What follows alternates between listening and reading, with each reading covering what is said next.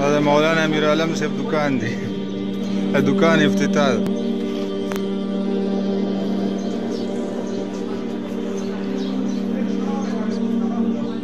جاوید اچھے دوست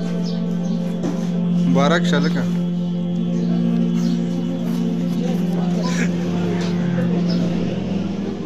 صلی علی رسول الکریم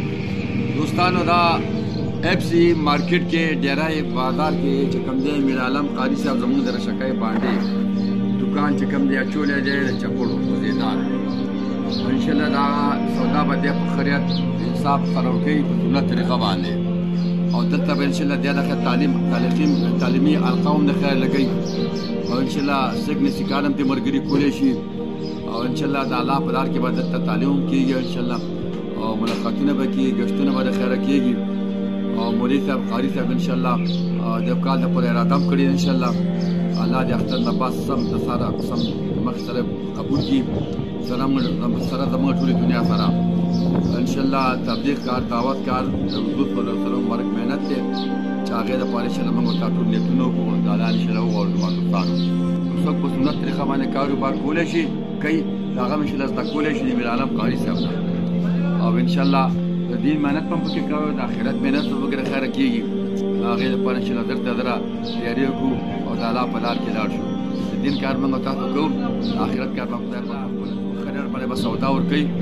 دن راشي سودا د خیرن شلو کوي او سنت طریقې دین بم دې زده کوي او بل دا چې چمړې چپلې او چمړې سپلې سنت طریقه دی پیغمبر سلام استعمال کړی دي نو ان شاء الله تاسو ته دې دکان کې ملایويږي سنت طریقه باندې کنه نو ان شاء الله دې لپاره موږ تاسو ان شاء الله کوشش وکړو او دا لاله خیر چې کوم یو بس الحمدلله ورګرو تاسو دعاګانې د دکان برابر کړو په دې مارکیټ پاتنه باندې انشاءالله سره کوم سودا راځي دا به د والی لاو نه په څیر کې پاتنه انشاءالله او څه باندې انشاءالله اوله دا انشاءالله خپل باندې سودا راځي او تاسو ته ملایي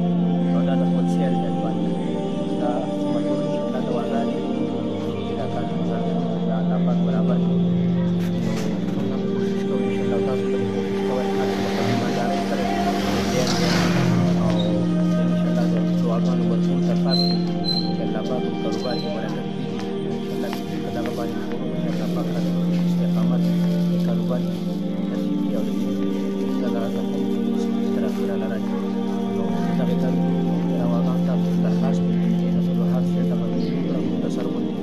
بدل تاسو ته درخواست کوم چې انشاءالله موږ ته کاروبار کوي او دعاګانې کوي الله خوشاله او آباد سره دا د قاری صاحب دکان پته ده او دغه باندې لاندې نمبر هم لیکلی دي دا د دکان نوم دی که څوک سره رابطه کول غواړئ نو په دې پته باندې په دې نمبر باندې سره رابطه کولی شي او دکان ته ورتلی شي السلام علیکم ورحمت